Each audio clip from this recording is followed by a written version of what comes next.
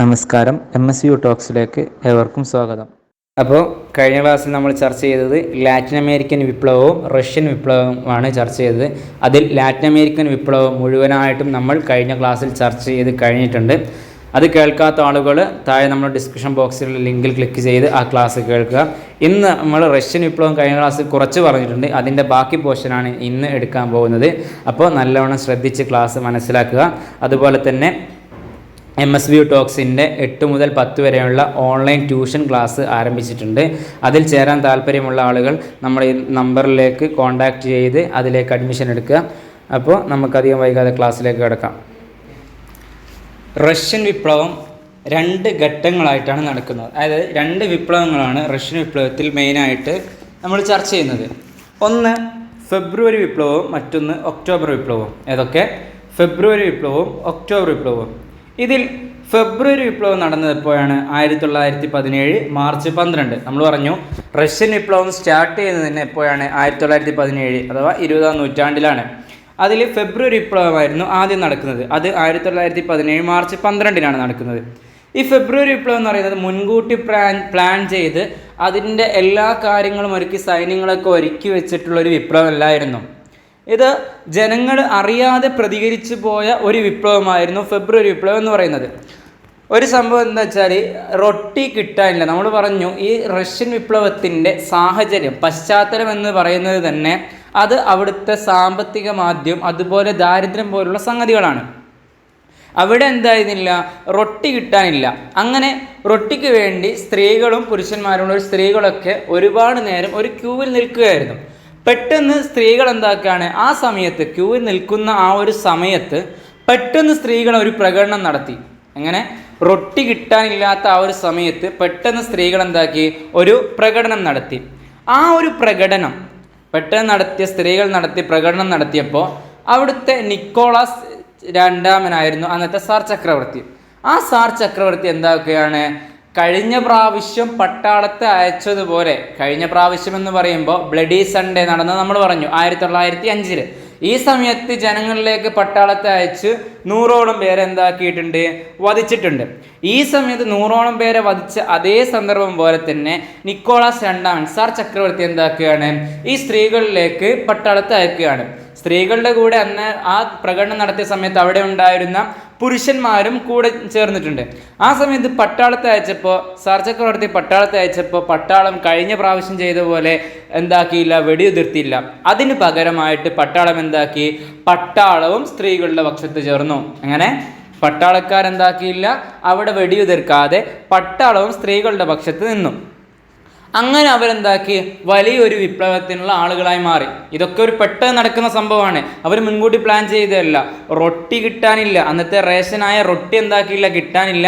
അത് ലഭിക്കാൻ വേണ്ടിയിട്ട് സ്ത്രീകൾ ക്യൂവിൽ നിൽക്കുമ്പോൾ പെട്ടെന്ന് രോക്ഷാകുലരായിട്ട് അവരെന്താക്കിയായിരുന്നു, പ്രകടനം നടത്തുകയായിരുന്നു ചെയ്തത്. അവരുടെ കൂടെ പുരുഷന്മാരും ചേർന്നു. സർ ചക്രവർത്തി അയച്ച പട്ടാളം എന്താക്കി, അവരുടെ കൂടെ ചേർന്നു. അങ്ങനെ ഇവരെന്താക്കി, അവിടെ ഉണ്ടായിരുന്ന റഷ്യയിലുണ്ടായിരുന്ന ഒരുപാട് പോലീസ് സ്റ്റേഷനുകളെല്ലാം എന്താക്കി, പിടിച്ചെടുത്തു. പോലീസ് സ്റ്റേഷനുകൾ പിടിച്ചെടുത്തു, അതുപോലെ സർക്കാർ സ്ഥാപനങ്ങൾ പിടിച്ചെടുത്തു. അതേപോലെ തന്നെ റഷ്യയുടെ ആയുധശാലകളെല്ലാം ഈ സ്ത്രീകൾ നടത്തിയ പ്രകടനത്തിൽ പിടിച്ചെടുക്കുകയുണ്ടായി. അങ്ങനെ ഇതോടുകൂടെ എന്താക്കുകയാണ്, അവിടെ സർ ചക്രവർത്തിമാരുടെ ഭരണം അവസാനിക്കുകയാണ്. ഇതെല്ലാം പിടിച്ചെടുത്ത് അവരുടെ ശക്തി ക്ഷയിച്ചു, അവരുടെ സർ ചക്രവർത്തിമാരുടെ ശക്തി ക്ഷയിച്ചു. അങ്ങനെ സർ ചക്രവർത്തിമാരുടെ ഭരണം ഇതോടുകൂടെ അവസാനിച്ചു. ഈ ഒരു വിപ്ലവത്തെയാണ് എന്താക്കിയത്, ഫെബ്രുവരി വിപ്ലവം എന്നറിയപ്പെടുന്നത്. എന്ത് വിപ്ലവം? ഫെബ്രുവരി വിപ്ലവം. ഈ ഫെബ്രുവരി വിപ്ലവം നടക്കുന്നത് എപ്പോഴാണ്? 1917 മാർച്ച് 12. എപ്പോൾ? 1917 മാർച്ച് 12. അപ്പോൾ നമുക്ക് സംശയം ഉണ്ടാവും, ഇത് മാർച്ചിലാണല്ലോ നടക്കുന്നത് അല്ലേ, മാർച്ച് 12 നടക്കുന്നത്. എന്നിട്ട് എന്തേ ഇവിടെ റഷ്യയിലെ ആ ഒരു വിപ്ലവത്തെ ഫെബ്രുവരി വിപ്ലവം എന്ന് വിളിക്കുന്നത്? എന്തുകൊണ്ടാണ് ഈ ഫെബ്രുവരി വിപ്ലവം എന്ന് വിളിക്കുന്നതെന്ന് വെച്ചാൽ, റഷ്യൻ കലണ്ടർ പ്രകാരം, എങ്ങനെ, റഷ്യൻ കലണ്ടർ പ്രകാരം ഇംഗ്ലീഷ് കലണ്ടറിനേക്കാൾ ഒരു മാസം പുറകിലാണ്. അതായത് മാർച്ചിൽ നടക്കുന്നതെന്ന് പറയുമ്പോൾ റഷ്യൻ കലണ്ടർ പ്രകാരം എപ്പോഴാണ്? അത് ഫെബ്രുവരിയിലാണ്. നമ്മൾക്കറിയാം, നമ്മുടെ മലയാള മാസവും ഇംഗ്ലീഷ് മാസവും വെച്ചാൽ അതും വ്യത്യാസമുണ്ട്. മലയാള മാസവും ഇംഗ്ലീഷ് മാസവും തമ്മിൽ വ്യത്യാസമുണ്ട്. അതുപോലെ റഷ്യൻ കലണ്ടറിൽ അത് ഒരു മാസം പുറകിലായ കാരണത്താൽ അത് ഫെബ്രുവരിയിലാണ് നടന്നത്. അങ്ങനെ ഈ ഒരു വിപ്ലവത്തെ എന്താക്കി, ഫെബ്രുവരി വിപ്ലവം എന്നറിയപ്പെട്ടു. ഓക്കെ. അങ്ങനെ റഷ്യയിലെ സാർ ചക്രവർത്തിമാരുടെ ഭരണം അവസാനിക്കാൻ കാരണമായ വിപ്ലവമായിരുന്നു ഫെബ്രുവരി വിപ്ലവം. ഈ ഫെബ്രുവരി വിപ്ലവം നമ്മൾ പറഞ്ഞ പോലെ പെട്ടെന്നുണ്ടായ ഒരു വിപ്ലവമായിരുന്നു. അതെന്തായില്ല, മുൻകൂട്ടി പ്ലാൻ ചെയ്ത് അത് പദ്ധതി ഒരുക്കിയിട്ടുണ്ടാക്കിയ ഒരു വിപ്ലവമല്ല. ജനങ്ങൾ പെട്ടെന്ന് അങ്ങ് പ്രതികരിച്ചു പോയതാണ്. ആ ഒരു സമയത്ത് ഒരു സമയം ഉണ്ടായി, ആ ഒരു സമയത്ത് പെട്ടെന്ന് അങ്ങ് പ്രതികരിച്ചു പോയി, അല്ലാതെ മുൻകൂട്ടി പ്ലാൻ ചെയ്തിട്ടില്ല. അങ്ങനെ വിപ്ലവങ്ങൾ നടന്നു. ഫെബ്രുവരി വിപ്ലവം നടന്നു. ഇതിന് ശേഷം അവിടെ സർ ചക്രവർത്തിമാരുടെ ഭരണം അവസാനിച്ചു. അങ്ങനെ നമ്മൾ പറഞ്ഞു റഷ്യയിൽ ഒരു പാർലമെൻറ്റ് ഉണ്ടാക്കിയിരുന്നപ്പോൾ 1905 ബ്ലഡി സൺഡേ സമയം കഴിഞ്ഞതിന് ശേഷം റഷ്യയിലെ ഡ്യൂമ എന്ന പേരിലുള്ള ഒരു പാർലമെൻറ്റ് വന്നു. ഈ പാർലമെൻറ്റ് റഷ്യ ഒരു റിപ്പബ്ലിക്കായി പ്രഖ്യാപിച്ചു. എന്താണ് റിപ്പബ്ലിക് എന്ന് നമ്മൾ കഴിഞ്ഞ ക്ലാസ്സുകളിലൊക്കെ ചർച്ച ചെയ്തിട്ടുണ്ട്. ഒരു ജനാധിപത്യ രാജ്യമായിട്ട് പ്രഖ്യാപിക്കുകയാണ്, അതായത് അവിടെ രാജ്യഭരണം അവസാനിപ്പിക്കുകയാണ്. അങ്ങനെ റിപ്പബ്ലിക്കായിട്ട് ഡ്യൂമ റഷ്യയെ പ്രഖ്യാപിക്കുകയാണ്. അങ്ങനെ പ്രഖ്യാപിച്ചതിന് ശേഷം ഒരു താൽക്കാലിക ഗവൺമെൻറ് എവിടെ ഉണ്ടാക്കി? ഡ്യൂമ എന്ന് പറയുന്ന റഷ്യൻ പാർലമെൻറ്റ് താൽക്കാലികമായിട്ടൊരു ഗവൺമെൻറ് ഉണ്ടാക്കുകയാണ്. ആ ഗവൺമെൻറ്റിൻ്റെ തലവൻ ആരാണ്? പ്രിൻസ് ലിവോവ്. ആരാണ്? പ്രിൻസ് ലിവോവ്. റഷ്യനിലെ താൽക്കാലിക ഗവൺമെൻറ്റിൻ്റെ തലവൻ ആരെന്ന് ചോദിച്ചാൽ അതാരാണ്? പ്രിൻസ് ലിവോവ് ആണ്. ഇദ്ദേഹം കുറച്ച് കാലം മാത്രമേ ഭരിച്ചിട്ടുള്ളൂ, കുറച്ച് കാലം ഉണ്ടായിട്ടുള്ളൂ, ഭരണം നടത്തിയിട്ടുള്ളൂ. പിന്നീട് അദ്ദേഹത്തെ അവിടുന്ന് മാറി. ഇതിന് ശേഷം അഥവാ ഫെബ്രുവരി വിപ്ലവത്തിന് ശേഷം റഷ്യ ഭരിക്കുന്ന ആരാണ്? കെരൻസ്കി. ആരാണ്? കെരൻസ്കി ആരാണ്? നമ്മൾ കഴിഞ്ഞ ക്ലാസ്സിൽ ചർച്ച ചെയ്തിട്ടുണ്ട്. റഷ്യൻ വിപ്ലവ സമയത്ത് രണ്ടായിട്ട് റഷ്യനിലെ സോഷ്യലിസ്റ്റ് ഡെമോക്രാറ്റിക് ലേബർ പാർട്ടി രണ്ടായിട്ട് ഭിന്നിച്ചിട്ട് ഒന്ന് ബോൾഷെവിക്കും മറ്റൊന്ന് മെൻഷെവിക്കുമായിട്ടുണ്ട്. ഈ മെൻഷെവിക്കിൻ്റെ തലവനായിരുന്നു ആര്? കെരൻസ്കി. അതായത് കെരൻസ്കി എന്ന് പറയുന്ന മെൻഷെവിക്കിൻ്റെ തലവനാണ് പിന്നീട് റഷ്യയുടെ ഭരണം ഏറ്റെടുക്കുന്നത്. അഥവാ മെൻഷെവിക്കിന് ഭരണം ലഭിക്കുന്നു എന്ന് പറയാം. മെൻഷെവിക്ക് ഇവിടെ ഭരണം നടത്തുകയാണ്. അപ്പോൾ നമ്മൾ ചിന്തിക്കുന്നുണ്ടാവും, ഇവിടെ ലെനിൻ ഉണ്ടല്ലോ. നമ്മൾ പറഞ്ഞു ബോൾഷെവിക്കിൻ്റെ തലവനാരായിരുന്നു? അത് ലെനിനാണ്. മെൻഷെവിക്കിൻ്റെ തലവനായിരുന്നു ആര്? കെരൻസ്കി. ഈ ലെനിൻ അപ്പോൾ എവിടെ പോയി? ലെനിൻ എന്ന് പറയുന്നത് നിക്കോളാസ് രണ്ടാമൻ രാജ്യം ഭരിക്കുന്ന സമയത്ത് തന്നെ ലെനിൻ അവിടുന്ന് വിപ്ലവങ്ങൾ പൊറപ്പിക്കാനുള്ള പുറപ്പാടൊക്കെ തുടങ്ങിയ സമയത്ത് തന്നെ റഷ്യയുടെ സർ ചക്രവർത്തി എന്താക്കിയിട്ടുണ്ട്? ലെനിൻ അവിടുന്ന് നാട് കടത്തി. എവിടത്തേക്ക്? സ്വിറ്റ്സർലാൻഡിലേക്ക്. എവിടേക്ക്? സ്വിറ്റ്സർലാൻഡിലേക്ക് ലെനിനെ നാട് കടത്തിയിട്ടുണ്ട്. എവിടത്തേക്കാണ് നാട് കടത്തിയത്? സ്വിറ്റ്സർലാൻഡ്. അങ്ങനെ ലെനിൻ അവിടുന്ന് നാട് കടത്തപ്പെടുകയും 1917 മാർച്ച് 12 ഫെബ്രുവരി വിപ്ലവത്തിന് ശേഷം സ്വിറ്റ്സർലാൻഡിലെ സൂറത്തിൽ നിന്ന് സ്വിറ്റ്സർലാൻഡിലെ സൂറത്തിൽ നിന്ന് ലെനിൻ റഷ്യയിലേക്ക് തിരിച്ചു വന്നു. എവിടേക്ക്? റഷ്യയിലേക്ക് തിരിച്ചു വന്നു. അങ്ങനെ റഷ്യയിലേക്ക് തിരിച്ചു വന്ന സമയത്ത് അവിടെയുള്ള വിപ്ലവകാരികളെല്ലാം ലെനിന് നല്ലൊരു സ്വീകരണം നൽകുകയാണ്. നല്ല അടിപൊളി സ്വീകരണം നൽകി, നല്ലൊരു വരവേൽപ്പ് ലെനിൻ നൽകി. സ്വിറ്റ്സർലാൻഡിൽ നിന്ന് സൂറത്തിൽ നിന്ന് വരുന്ന ലെനിന് നല്ലൊരു വരവേൽപ്പ് നൽകുകയാണ്. പക്ഷേ ലെനിൻ എന്താക്കിയിട്ടില്ല, ലെനിൻ നേരെ ഉണ്ടായ വരവേൽപ്പിന് അനുകൂലമായി പ്രതികരിച്ചില്ല. അതായത് നല്ലോണം സ്വീകരിച്ച് സന്തോഷപൂർവ്വം എല്ലാം വന്നിരുന്നത്. നേരെ തിരിച്ചായിരുന്നു പ്രതികരിച്ചിരുന്നത് ലെനിൻ. അവിടുന്ന് ലെനിൻ പറയുകയാണ്, ലെനിൻ നല്ലൊരു സ്വീകരണം നൽകിയല്ലോ, എന്നിട്ട് അതിന് പ്രതികൂലമായിട്ടാണ് ലെനിൻ അവിടുന്ന് പ്രതികരിച്ചത്. അവിടുന്ന് പറഞ്ഞു, നമ്മൾ വിഭാവനം ചെയ്ത റഷ്യ ഇങ്ങനെയുള്ള റഷ്യയല്ല. നമ്മൾ ഉദ്ദേശിച്ച റഷ്യ എന്ന് പറയുന്നത് ഇങ്ങനെയുള്ള റഷ്യയല്ല. ഇവിടെ ഭരിക്കുന്നത് ആരാണ്? സാർ ചക്രവർത്തി അല്ലെന്നേ ഉള്ളൂ. സർ ചക്രവർത്തിമാർ എങ്ങനെയാണോ ഭരിച്ചിരുന്നത് ആ ഒരു സർ ചക്രവർത്തി അല്ല ഇപ്പോൾ റഷ്യ ഭരിക്കുന്ന എന്ന് മാത്രമേ ഉള്ളൂ. പക്ഷേ ഭരണം ഇപ്പോഴും ആരുടെ കയ്യിലാണ്? ബുർഷാസികളുടെ കയ്യിലാണ് ഭരണം ഇപ്പോൾ. ഇവിടെ സർ ചക്രവർത്തിമാരല്ല ഭരിക്കുന്നതല്ലെന്നേ ഉള്ളൂ. നമ്മൾ ആഗ്രഹിച്ച ഭരണമെന്ന് പറയുന്നത് അതെന്താണ്? തൊഴിലാളികളുടെ സർവാധിപത്യം. ആരുടെ? ശ്രദ്ധിക്കണം, തൊഴിലാളികളുടെ സർവാധിപത്യമാണ് നമ്മൾ ആഗ്രഹിച്ച ഭരണം. അതുപോലെ തൊഴിലാളികൾക്ക് എല്ലാവിധത്തിലും അധികാരവും അതുപോലെ പാവപ്പെട്ടവന് സമാധാനവും പാവപ്പെട്ടവന് ഭക്ഷണവും പാവപ്പെട്ടവന് ഭൂമിയും ലഭിക്കുന്ന റഷ്യയാണ് നമ്മൾ ആഗ്രഹിച്ച റഷ്യ ഭരണം എന്ന് ലെനിൻ അവിടുന്ന് പറയുകയാണ്. അങ്ങനെ ലെനിൻ അവിടുന്ന് പറഞ്ഞിട്ട് ഇവരുടെ മുദ്രാവാക്യം, ലെനിൻ സംഘടിപ്പിച്ച വിപ്ലവകാരികളുടെ മുദ്രാവാക്യം എന്ന് പറയുന്നത് അതെന്താണ്? ഭക്ഷണം സമാധാനം ഭൂമി എന്നുള്ള മുദ്രാവാക്യമായിരുന്നു. അങ്ങനെ റഷ്യയിൽ തിരിച്ചെത്തിയ ലെനിൻ എന്താക്കി, കെരൻസ്കി ഭരണത്തിനെതിരെ വിപ്ലവം പ്ലാൻ ചെയ്യുകയാണ്. നമ്മൾ പറഞ്ഞു ബോൾഷെവിക്കിൻ്റെ തലവനായ കെരൻസ്കിയാണ് ഇപ്പോൾ റഷ്യയിൽ ഭരണം നടത്തുന്നത്. ഈ റഷ്യയിലെ ഭരണാധികാരിയായ കെരൻസ്കിക്കെതിരെ എന്താക്കുകയാണ്, ലെനിൻ വിപ്ലവം പുറപ്പെടുവിക്കുകയാണ്. നമ്മൾ ഉദ്ദേശിച്ച ഇങ്ങനെയുള്ള റഷ്യ ഉള്ളത്, ഇവിടെയുള്ള തൊഴിലാളികൾക്കെല്ലാം എന്ത് നൽകണം, സമാധാനം വേണം, അവർക്ക് ഭക്ഷണം വേണം, അവർ പാവപ്പെട്ടവർക്ക് ഭൂമി വേണം എന്നും പറഞ്ഞ് ലെനിൻ അവിടുന്ന് വിപ്ലവം ആരംഭിക്കുകയാണ്, വിപ്ലവം പ്ലാൻ ചെയ്യുകയാണ്. അങ്ങനെ ഇതിൻ്റെ ഭാഗമായിട്ട് തൊഴിലാളികൾ എന്താക്കി, പല ഭാഗത്തായിട്ട് ഒരുമിച്ച് കൂട്ടി. റഷ്യൻ എന്ന് പറയുന്ന രാജ്യത്തിൻ്റെ പല ഭാഗങ്ങളിലായിട്ട് എന്താക്കി, പല ഭാഗത്തും തൊഴിലാളികളെ സംഘടിപ്പിച്ചു. അങ്ങനെ തൊഴിലാളികളുടെ ഓരോ ഗ്രൂപ്പ്, അതായത് ഓരോ ഭാഗത്ത് സംഘടിപ്പിക്കുന്ന ഓരോ ഗ്രൂപ്പാക്കി. ആ ഗ്രൂപ്പിനെ എല്ലാം വിളിച്ച് എന്താണ്, സോവിയറ്റ് എന്നാണ്. എന്താണ്, സോവിയറ്റ് എന്നാണ്. ഇത് ആര് പ്ലാൻ ചെയ്താണ്, ലെനിൻ പ്ലാൻ ചെയ്യുകയാണ്. കെരൻസ്കിക്കെതിരെ ലെനിൻ പ്ലാൻ ചെയ്ത വിപ്ലവമാണ്. അതിന് ലെനിൻ എന്താക്കി, ആയുധമാക്കിയെടുത്ത ഏറ്റവും വലിയ ആയുധം, റഷ്യൻ വിപ്ലവത്തിൽ ലെനിൻ്റെ ഏറ്റവും വലിയ ആയുധമായിരുന്നു തൊഴിലാളി സോവിയറ്റ്. അങ്ങനെ റഷ്യയുടെ പല ഭാഗത്തായിട്ട് തൊഴിലാളി സോവിയറ്റ് എന്താക്കുകയാണ്, സംഘടിപ്പിക്കുകയാണ്. എല്ലാവരോടും ലെനിൻ പറഞ്ഞു, എല്ലാവരും സമാധാനം പാലിക്കുക, എല്ലാവരും അടങ്ങിയിരിക്കുക, ആരും തന്നെ ഇപ്പോൾ പ്രതികരിക്കേണ്ട ആവശ്യമില്ല, സമയം വരുമ്പോൾ ഞാൻ പറയാം, ആ സമയത്ത് പ്രതികരിച്ചാൽ മതി, അതിന് സമയമായിട്ടില്ല, സമയം വരുമ്പോൾ ഞാൻ ആഹ്വാനം ചെയ്യാം എന്ന് ലെനിൻ എന്താക്കി, അവിടുന്ന് പറയുകയുണ്ടായി. അങ്ങനെ എല്ലാവരും ഒതുങ്ങിയിരിക്കുന്ന സമയത്ത് ലെനിൻ എന്താക്കിയാണ്, വിപ്ലവത്തിന് ആഹ്വാനം ചെയ്യുകയാണ്. എപ്പോൾ, 1917 നവംബർ 6. എപ്പോഴാണ്, 1917 നവംബർ 6. അങ്ങനെ വിപ്ലവത്തിന് ആഹ്വാനം ചെയ്തു, വിപ്ലവം നടന്നു. ഈ വിപ്ലവമാണ് ഒക്ടോബർ വിപ്ലവം എന്നറിയപ്പെട്ടത്. ഈ വിപ്ലവമാണ് ഒക്ടോബർ വിപ്ലവം എന്ന് അറിയപ്പെട്ടത്. എന്തേ ഒക്ടോബർ വിപ്ലവം? ഇത് നവംബറിലാണല്ലോ നടക്കുന്നത്. നമ്മൾ ഫെബ്രുവരി വിപ്ലവം നടന്ന് മാർച്ച് 12 സമയത്ത് പറഞ്ഞു, റഷ്യൻ കലണ്ടർ ഇംഗ്ലീഷ് കലണ്ടറിനേക്കാൾ ഒരു മാസം പുറകിലാണ്. ഇംഗ്ലീഷ് കലണ്ടർ നവംബർ 6 ആണെങ്കിൽ റഷ്യൻ കലണ്ടറിൽ എപ്പോഴായിരിക്കും, ഒക്ടോബറിലായിരിക്കും. അത് കാരണത്താലാണ് ഒക്ടോബർ വിപ്ലവം എന്ന് എന്താക്കിയത്, പേര് നൽകപ്പെട്ടത്. അങ്ങനെ ഒക്ടോബർ വിപ്ലവം എന്താക്കി, ആഹ്വാനം ചെയ്തു. അങ്ങനെ അവിടെ വെച്ച് കെരൻസ്കിയുടെ ഭരണം അവസാനിച്ചു. കെരൻസ്കിയുടെ ഭരണം അവസാനിച്ച വിപ്ലവം ഏതാണ്, ഒക്ടോബർ വിപ്ലവം. കെരൻസ്കി എപ്പോഴായിരുന്നു ഭരണത്തിലേക്ക് കയറുന്നത്? കെരൻസ്കി ഫെബ്രുവരി വിപ്ലവം കഴിഞ്ഞ ഒരു താൽക്കാലിക ഗവൺമെൻറ് പ്രിൻസസ് ലിവോവിൻ്റെ നേതൃത്വത്തിൽ നടന്ന് അതിൻ്റെ കുറച്ച് കാലം കഴിഞ്ഞ ഉടനെ തന്നെ മെൻഷെവിക്കിൻ്റെ തലവനായ കെരൻസ്കി എന്താക്കി, ഭരണമേറ്റെടുത്തു. ഇപ്പോൾ 1917 നവംബർ 6 ഇവിടെ ലെനിൻ്റെ നേതൃത്വത്തിൽ തൊഴിലാളികളെ വെച്ചിട്ട് ഒരു ഒക്ടോബർ വിപ്ലവം എന്ന പേരിൽ ഒരു വിപ്ലവം സംഘടിപ്പിച്ചു. ആ വിപ്ലവം അവസാനിക്കുന്നതോടെ കെരൻസ്കിയുടെ ഭരണം എന്താക്കി, അവസാനിച്ചു. അങ്ങനെ കെരൻസ്കിയുടെ ഭരണത്തിന് ശേഷം അവിടെ ആര് ഭരണം ഏറ്റെടുത്തു? ലെനിൻ ഭരണം ഏറ്റെടുത്തു. ഓക്കെ, അപ്പോൾ ഇത്രയും കാര്യങ്ങൾ ശ്രദ്ധിക്കണം. 1917 മാർച്ച് 12 എന്ത് നടക്കുന്നത്?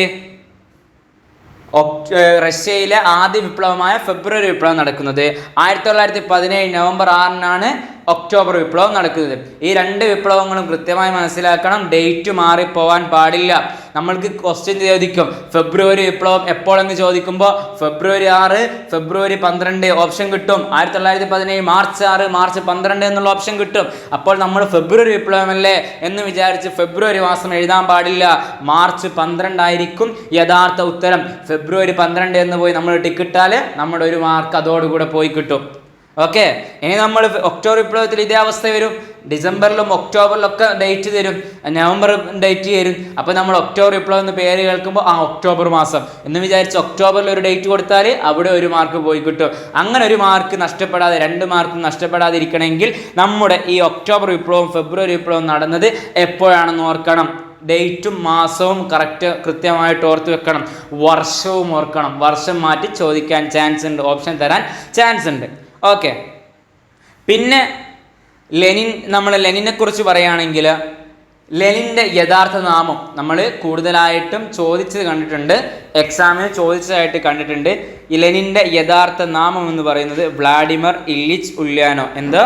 വ്ളാഡിമർ ഇല്ലിച്ച് ഉല്യാനോ എന്നാണ് ലെനിൻ്റെ യഥാർത്ഥ പേരെന്ന് പറയുന്നത്. ഇപ്പോൾ റഷ്യ ഭരിക്കുന്ന ആരാണ്? ലെനിനാണ് കേട്ടോ. കെരൻസ്കിയുടെ ഭരണം എപ്പോൾ അവസാനിച്ചു? 1917 നവംബർ 6 കെരൻസ്കിയുടെ ഭരണം ഇവിടെ അവസാനിച്ചു. ഇപ്പം ലെനിനാണ് ഭരിച്ചുകൊണ്ടിരിക്കുന്നത്. നമ്മൾ പറഞ്ഞു ബോൾഷെവിക്കിൻ്റെ തലവനാണ് ആര്? ലെനിൻ. അതുകൊണ്ട് തന്നെ ലെനിൻ പ്ലാൻ ചെയ്ത് പദ്ധതി ഒരുക്കിയ വിപ്ലവമാണല്ലോ ഒക്ടോബർ വിപ്ലവം എന്ന് പറയുന്നത്, അല്ലേ? ഒക്ടോബർ വിപ്ലവം എന്ന് പറയുന്നത് ലെനിൻ പദ്ധതി ചെയ്ത് പ്ലാൻ ചെയ്ത് മുൻകൂട്ടി നടത്തിയ ഒരു വിപ്ലവമായിരുന്നു ഒക്ടോബർ വിപ്ലവം എന്ന് പറഞ്ഞു. അതുകൊണ്ട് തന്നെ ബോൾഷെവിക് വിപ്ലവം എന്നും എന്തിനറിയപ്പെടുന്നുണ്ട്? ഒക്ടോബർ വിപ്ലവത്തിനെ അറിയപ്പെടുന്നുണ്ട്. ഓക്കെ, ക്ലിയർ അല്ലേ? മാറിപ്പോകരുത്, കൃത്യമായിട്ട് മനസ്സിലാക്കണം, ഒന്നും തന്നെ മാറിപ്പോകാൻ പാടില്ല. കൃത്യമായിട്ട് ഡേറ്റും വർഷവും നിർബന്ധമായിട്ട് മാറിപ്പോകരുത്. അതുപോലെ ലെനിൻ്റെ യഥാർത്ഥ നാമം വ്ളാഡിമിർ ഇല്ലിച്ച് ഉല്യാനോ എന്നുള്ള പേര് അത് ക്വസ്റ്റ്യനിൽ ചോദിച്ചിട്ടുണ്ട്, PSC എക്സാമിന് ചോദിച്ചതായിട്ട് കണ്ടിട്ടുണ്ട്. അപ്പോൾ എന്താക്കണം, അതും മാറിപ്പോകാൻ പാടില്ല. ഓക്കെ, പിന്നീട് എന്താക്കുകയാണ്, റഷ്യയിൽ റിപ്പബ്ലിക്കായിട്ട് മാറിയിട്ടുണ്ട് 1917. അവിടെ എന്താക്കുകയാണ്, ഒരു യൂണിയൻ ഉണ്ടാക്കുകയാണ്, യൂണിയൻ ഓഫ് സോഷ്യലിസ്റ്റ് റിപ്പബ്ലിക് എന്ന് പറയുന്ന USSR എന്ന് പറയുന്ന ഒരു സംഘടന രൂപീകരിച്ചു. നമ്മൾക്കിപ്പോഴും റഷ്യ എന്ന് കേൾക്കുമ്പോൾ USSR എന്ന് പറയുന്നത് കാണാൻ കഴിയും, സോവിയറ്റ് യൂണിയൻ എന്ന് പറയുന്നതും കാണാൻ കഴിയും. ആ USSR എപ്പോഴാണ് ഉണ്ടാക്കുന്നത്? 1922 ഡിസംബർ 30. എപ്പോൾ? 1922 ഡിസംബർ 30. ഈ സമയത്ത് ലെനിൻ ജീവിച്ചിരിപ്പുണ്ട്, പക്ഷേ വളരെ വലിയൊരു രോഗത്തിലായിരുന്നു ലെനിൻ ഉണ്ടായിരുന്നത്, അഥവാ മരണക്കിടക്കയിലായിരുന്നു ലെനിൻ ഉണ്ടായിരുന്നത്. ചില സ്ഥലത്ത്, ചില ടെക്സ്റ്റ് ബുക്കിൽ അല്ലെങ്കിൽ ചില പുസ്തകങ്ങളിൽ നമുക്ക് കാണാൻ സാധിക്കും 1923 എന്ന് കാണാൻ സാധിക്കും. 22 പകരം 23 എന്ന് കാണാൻ സാധിക്കും. കാരണം ഡിസംബർ 30, 1922 ഡിസംബർ 30 എന്നുള്ളത് 1923 ജാനുവരി എന്ന് കാണാൻ സാധിക്കും. 2 ദിവസത്തെ വ്യത്യാസമല്ലേ ഉള്ളൂ. അപ്പം ഇതിൽ 1922 യഥാർത്ഥത്തിലുള്ളത് എന്ന് നമ്മൾ ഓർക്കണം. അപ്പോൾ 1923 കാണിക്കുക. ഇനി ഓപ്ഷനിൽ 1922 ഇല്ലാതെ 23 എന്നുള്ളതെങ്കിൽ അത് ആൻസർ ചെയ്യാനും പറ്റും. ഓക്കെ, അതുകൊണ്ടാണ് 23 കണ്ടിട്ടുണ്ട് എന്നെന്താക്കിയത് പറഞ്ഞത്. ഓക്കെ, ഇതങ്ങനെ ചോദിച്ചിട്ടില്ലെങ്കിലും ചില സന്ദർഭങ്ങളിൽ ചോദിക്കാൻ ചാൻസ് ഉള്ള ഒന്നാണ് ലെനിൻ മരിച്ച ദിവസം. എപ്പോഴാണ്? 1924 ജനുവരി 21. എപ്പോൾ? 1924 ജനുവരി 21. 1924 എന്ന് പറയുമ്പോൾ മലയാളികളായ നമ്മൾക്ക് ഒരാളെ കൂടി ഓർമ്മ വരും. ആരെയാണ്? 1924 മരണപ്പെട്ട കേരളീയ കവിയായിരുന്ന ആര്? കുമാരനാശാൻ. ആര്? കുമാരനാശാൻ ജനുവരി മാസത്തിൽ തന്നെയാണ്, ജനുവരി 14 കുമാരനാശാൻ എന്താക്കുന്നത്? മരണപ്പെടുന്നത്. ലെനിൻ മരണപ്പെടുന്നത് ജനുവരി 21. ഓക്കെ, റഷ്യൻ വിപ്ലവത്തെ ഒരു കമ്മ്യൂണിസ്റ്റ് വിപ്ലവം എന്നും കൂടി എന്താക്കിയിട്ടുണ്ട്? അറിയപ്പെട്ടിട്ടുണ്ട്. നമുക്കറിയാം കമ്മ്യൂണിസ്റ്റ് ആശയം തന്നെ വരുന്നത് എവിടെ വെച്ചിട്ടാണ്? റഷ്യയിൽ നിന്നാണ് കമ്മ്യൂണിസ്റ്റ് ആശയം ലോകത്തേക്ക് പടർന്നു വന്നിരിക്കുന്നത്. ഈ ഒരു വിപ്ലവം വിപ്ലവം വിപ്ലവങ്ങളെ കമ്മ്യൂണിസ്റ്റ് വിപ്ലവം എന്നുള്ള രീതിയിലും വിളിക്കപ്പെട്ടിട്ടുണ്ട്. ഫെബ്രുവരി വിപ്ലവത്തിന് അങ്ങനെ വിളിക്കപ്പെട്ടതായി കണ്ടില്ല. പക്ഷേ ഒക്ടോബർ വിപ്ലവത്തെ ലെനിൻ നയിച്ച ഒക്ടോബർ വിപ്ലവത്തെ ഒരു കമ്മ്യൂണിസ്റ്റ് വിപ്ലവം എന്നും കൂടി കാണാൻ സാധിച്ചിട്ടുണ്ട്. അപ്പോൾ മാറിപ്പോയത് കമ്മ്യൂണിസ്റ്റ് വിപ്ലവം എന്ന് പറഞ്ഞാൽ അത് റഷ്യൻ വിപ്ലവം തന്നെയാണ്. ഓക്കെ, അങ്ങനെ നമ്മൾ പറഞ്ഞു കമ്മ്യൂണിസ്റ്റ് എന്ന് പറയാൻ കാരണം കമ്മ്യൂണിസ്റ്റിൻ്റെ ആശയങ്ങളൊക്കെ ഉണ്ടായത് എവിടെ വെച്ചാണ്? റഷ്യയിലാണ്. അങ്ങനെ കമ്മ്യൂണിസ്റ്റിൻ്റെ ആശയം ലോകത്ത് പ്രചരിപ്പിച്ച കൃതി ഏതാണ്? കമ്മ്യൂണിസ്റ്റ് മാനിഫെസ്റ്റോ എന്ന് പറയുന്ന കൃതിയാണ്. കമ്മ്യൂണിസ്റ്റ് മാനിഫെസ്റ്റോ എന്ന് പറയുന്ന കൃതിയാണ്. 1848 രചിക്കപ്പെട്ട കമ്മ്യൂണിസ്റ്റ് മാനിഫെസ്റ്റോയാണ് കമ്മ്യൂണിസ്റ്റ് ആശയം ലോകത്തേക്ക് പ്രചരിപ്പിച്ചത്. ഓക്കെ, ഈ കമ്മ്യൂണിസ്റ്റ് മാനിഫെസ്റ്റോ രചിച്ചത് ആരൊക്കെയാണ്? കാൾ മാർക്സും ഫ്രെഡറിക് ആംഗിൾസും. ആരൊക്കെ? കാൾ മാർക്സും ഫ്രെഡറിക് ആംഗിൾസും കൂടിയിട്ടാണ് കമ്മ്യൂണിസ്റ്റ് മാനിഫെസ്റ്റോ എന്ന് പറയുന്ന കമ്മ്യൂണിസ്റ്റ് ആശയം ലോകത്തേക്ക് അറിയിച്ച പുസ്തകം രചിച്ചത്. ഇതിനെ കമ്മ്യൂണിസത്തിൻ്റെ ബൈബിൾ എന്നുകൂടെ എന്താക്കുന്നുണ്ട്? പറയപ്പെടുന്നുണ്ട്. കമ്മ്യൂണിസത്തിൻ്റെ ബൈബിൾ എന്നുകൂടെ കമ്മ്യൂണിസ്റ്റ് മാനിഫെസ്റ്റോയെ എന്താക്കുന്നുണ്ട്? പറയപ്പെടുന്നുണ്ട്. ഓക്കെ, ഈ കമ്മ്യൂണിസ്റ്റ് മാനിഫെസ്റ്റോ എന്ന് പറയുന്ന കമ്മ്യൂണിസ്റ്റ് ആശയത്തെ ലോകത്തേക്ക് പ്രചരിപ്പിച്ച അല്ലെങ്കിൽ കമ്മ്യൂണിസ്റ്റിൻ്റെ ബൈബിൾ എന്നറിയപ്പെടുന്ന ഈ കമ്മ്യൂണിസ്റ്റ് മാനിഫെസ്റ്റോ അത് തുടങ്ങുന്നത് എന്ത് പറഞ്ഞിട്ടാണ്? യൂറോപ്പിന് ഒരു ഭൂതം ബാധിച്ചിരിക്കുന്നു, കമ്മ്യൂണിസത്തിൻ്റെ ഭൂതം. ഇത് പറഞ്ഞു തുടങ്ങുന്ന കൃതിയാണ് ഏത്? Communist manifesto. എങ്ങനെ? യൂറോപ്പിനൊരു ഭൂതം ബാധിച്ചിരിക്കുന്നു, കമ്മ്യൂണിസത്തിൻ്റെ ഭൂതം എന്നും പറഞ്ഞ് ആരംഭിക്കുന്ന കൃതി അല്ലെങ്കിൽ ഒരു പുസ്തകമാണ് ഏത്? Communist manifesto. കമ്മ്യൂണിസ്റ്റ് മാനിഫെസ്റ്റോ അവസാനിക്കുന്നതോ സർവ്വരാജ്യ തൊഴിലാളികളെ സംഘടിക്കുവിൻ എന്ന് ആഹ്വാനം ചെയ്തിട്ടാണ്.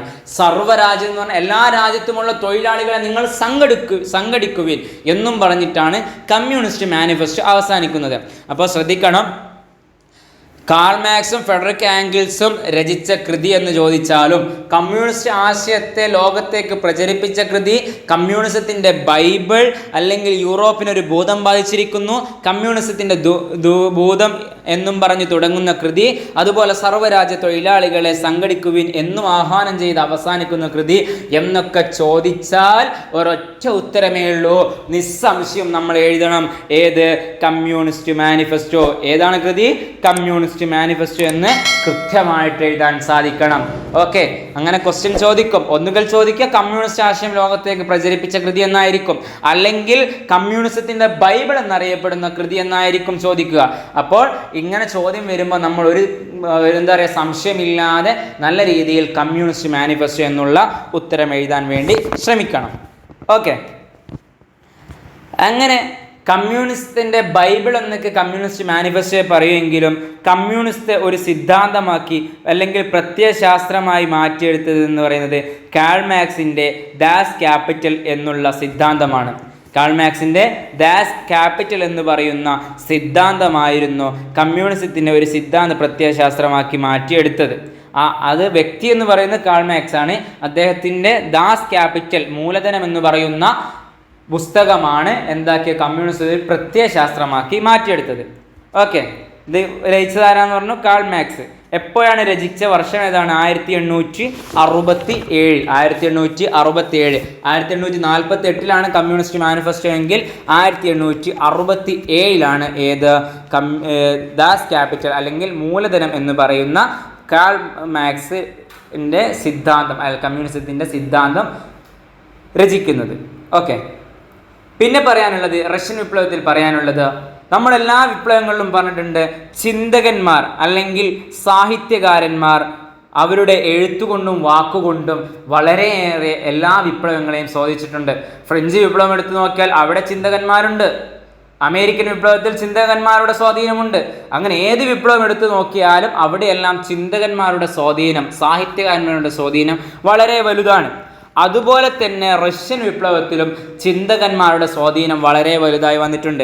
അതിൽ റഷ്യൻ വിപ്ലവത്തെ വളരെയേറെ സഹായിച്ച സാഹിത്യകാരന്മാരാണ് Leo Tolstoy, Maxim Gorky, Dostoevsky, Anton Chekhov. ആരൊക്കെ? Leo Tolstoy, Maxim Gorky, Dostoevsky, Anton Chekhov. മാറിപ്പോയത്. ഈ 4 സാഹിത്യകാരന്മാർ വളരെയേറെ വലിയ പങ്ക് എന്താക്കിയിട്ടുണ്ട്? റഷ്യൻ വിപ്ലവത്തിൽ വഹിച്ചിട്ടുണ്ട്. നമുക്ക് ലിയോ ടോൾസ്റ്റോയെ കുറിച്ചും അതുപോലെ തന്നെ Maxim Gorky, Dostoevsky, Anton Chekhov എന്നിവരെ കുറിച്ച് ചെറിയ കാര്യങ്ങളൊന്ന് നോക്കി നോക്കാം. അന്ന കരേനീന എന്ന പുസ്തകവും അതുപോലെ യുദ്ധവും സമാധാനം എന്ന കൃതിയൊക്കെ രചിച്ചതാരാണ്? അത് ലിയോ ടോൾസ്റ്റോയാണ്. അന്ന കരേനീന എന്ന പുസ്തകം അതുപോലെ യുദ്ധവും സമാധാനം എന്ന കൃതി രചിച്ചതാരാണ്? ലിയോ ടോൾസ്റ്റോയാണ്. അതുപോലെ തന്നെ അമ്മ എന്ന കൃതി രചിച്ചത് മാക്സിം ഗോർക്കിയാണ്. ആരാണ്? Maxim Gorky. ഏതാണ് കൃതി? അമ്മ. ഇതെന്താണ്? തൊഴിലാളികൾ അനുഭവിക്കുന്ന, റഷ്യയിലെ തൊഴിലാളികൾ അനുഭവിക്കുന്ന പീഡനങ്ങളും അവരുടെ ദാരിദ്ര്യങ്ങളെല്ലാം തുറന്നു കാട്ടിയ ഒരു പുസ്തകമായിരുന്നു അമ്മ. ഓക്കെ, അതുപോലെ കുറ്റവും ശിക്ഷയും എന്ന കൃതി രചിച്ചത് ദസ്തവിക്കാണ്. മാറിപ്പോരുത്. മറ്റേത് അഥവാ ലിയോ ടോൾസ്റ്റോയ് രചിച്ചത് യുദ്ധവും സമാധാനവുമാണെങ്കിൽ ഇവിടെ ദസ്തവിക്ക് രചിക്കുന്നത് കുറ്റവും ശിക്ഷയുമാണ്. അതുപോലെ പെരുമ്പാടൻ ശ്രീധരൻ്റെ സങ്കീർത്തനം പോലെ എന്ന കൃതിയിലെ നായകനായി വരുന്ന റഷ്യൻ സാഹിത്യകാരൻ കൂടിയാണ് ദസ്തവിക്. ആരോടെ? പെരുമ്പാടൻ ശ്രീധരൻ്റെ സങ്കീർത്തനം പോലെ എന്ന കൃതിയിലെ നായകനായി വരുന്ന റഷ്യൻ സാഹിത്യകാരനാണ് ആര്? ദസ്തവിക്. മാറിപ്പോരുത്. അദ്ദേഹത്തിൻ്റെ കൃതിയാണ് ഏത്? കുറ്റവും ശിക്ഷയും. അതുപോലെ ലിയോ ടോൾസ്റ്റോയുടേതോ? യുദ്ധവും സമാധാനവും. ഓക്കെ, വാർഡ് മെമ്പർ 6 എന്ന ഷോർട്ട് സ്റ്റോറിയുടെ ഉപജ്ഞാതാവാണ് ആര്? Anton Chekhov. വാർഡ് മെമ്പർ 6 എന്ന സ്റ്റോറിയുടെ ഉപജ്ഞാതാവാണ് ആന്റൺ ചെക്കോവ്. ഈ ആന്റൺ ചെക്കോവ് വാർഡ് മെമ്പർ 6 എന്ന് പറയുന്ന ഈ ഒരു ഷോർട്ട് സ്റ്റോറി ഉണ്ടല്ലോ, ആന്റൺ ചെക്കോവ് രചിച്ച ഈ സ്റ്റോറി എന്താക്കിയിട്ടുണ്ട്? ലെനിൻ പറഞ്ഞിട്ടുണ്ട്, ലെനിനെ വിപ്ലവകാരിയാക്കിയ പുസ്തകമാണിത്. ലെനിനെ ഒരു വിപ്ലവകാരിയാക്കി മാറ്റിയ പുസ്തകമാണ് ആന്റൺ ചെക്കോയുടെ വാർഡ് നമ്പർ 6 എന്ന് ലെനിൻ ഒരു ഘട്ടത്തിൽ പറയുകയുണ്ടായിട്ടുണ്ട്. ഓക്കെ, അപ്പോൾ അത് ഓർത്തു വെക്കുക. ഈ 4 പേരുടെ കൃതികൾ ഈ 4 പേരും വളരെയേറെ റഷ്യൻ വിപ്ലവത്തെ സ്വാധീനിച്ചിട്ടുണ്ട്. നമ്മൾക്ക് അതുപോലെ പറയാനുള്ളത് റഷ്യൻ വിപ്ലവത്തെ സ്വാധീനിച്ച ഒന്നാണ്, റഷ്യൻ വിപ്ലവത്തെ തുറന്നു കാട്ടിയ ഒന്നാണ് ബാറ്റിൽ ഷിപ്പ് പൊട്ടാങ്കിൻ എന്ന നിശബ്ദ സിനിമ. ഇത് സംവിധാനം ചെയ്യുന്നത് സെർഗി ഐൻസ്റ്റീൻ ആണ്. ഇദ്ദേഹം ഈ ഒരു നിശബ്ദ സിനിമയിലൂടെ ലോകത്തേക്ക് തുറന്നു കാട്ടിയത് റഷ്യൻ വിപ്ലവത്തിൻ്റെ യഥാർത്ഥ മുഖങ്ങളായിരുന്നു. റഷ്യൻ വിപ്ലവം എങ്ങനെയാണ് നടന്നത് എന്നതിനെ ലോകത്തേക്ക് വിളിച്ചെഴുതിയ ഒരു നിശബ്ദ സിനിമയാണ് ബാറ്റിൽ ഷിപ്പ് പൊട്ടങ്കിൻ എന്ന് പറയുന്നത്. അപ്പോൾ നമ്മുടെ റഷ്യൻ വിപ്ലവം എന്നുള്ള ചാപ്റ്റർ ഇവിടെ അവസാനിക്കുകയാണ്. നമ്മൾ ഇതിൽ മുഴുവൻ കാര്യങ്ങളും ചർച്ച ചെയ്തിട്ടുണ്ട്. എല്ലാ കാര്യങ്ങളും ഡീപ്പായിട്ട് വർഷവും എല്ലാ കാര്യങ്ങളും 2 ക്ലാസ്സോടുകൂടി നമ്മൾ കൃത്യമായി പറഞ്ഞിട്ടുണ്ട്. അപ്പോൾ എല്ലാവരും കൃത്യമായിട്ട് ഈ ക്ലാസ്സുകൾ കേൾക്കുക. അതുപോലെ തന്നെ MSVU ടോക്സ് എന്ന് പറയുന്ന ഈ ചാനൽ നിങ്ങൾ ആദ്യമായിട്ടാണ് കാണുന്നതെങ്കിൽ ലൈക്ക് ചെയ്യുക, ഷെയർ ചെയ്യുക, സബ്സ്ക്രൈബ് ചെയ്യുക. നിങ്ങളുടെ ഓരോ സബ്സ്ക്രൈബും ലൈക്കും ഷെയറുമാണ് നമ്മളുടെ ഈ ചാനലിൻ്റെ വളർച്ചയും നമ്മളുടെ ഈ മോട്ടിവേഷനൊക്കെ. അപ്പോൾ നിങ്ങളിത് പരമാവധി ഷെയർ ചെയ്ത് സബ്സ്ക്രൈബ് ചെയ്യുക. അതുപോലെ ഇതിൻ്റെ മുമ്പത്തെ ക്ലാസ് കേൾക്കാത്തവരാണെങ്കിൽ നിർബന്ധമായും ഇതിൻ്റെ പാർട്ട് 1 ക്ലാസ് കേൾക്കണം. അതിൻ്റെ ലിങ്ക് ഡിസ്ക്രിപ്ഷൻ ബോക്സിൽ നമ്മൾ കൊടുത്തിട്ടുണ്ട്. അപ്പോൾ എല്ലാവരും നല്ല രീതിയിൽ പഠിച്ച് മത്സര പരീക്ഷകളിൽ നല്ല ഉന്നത വിജയം നൽകട്ടെ എന്ന് ആശംസിച്ച് നിർത്തുന്നു. നന്ദി, നമസ്കാരം.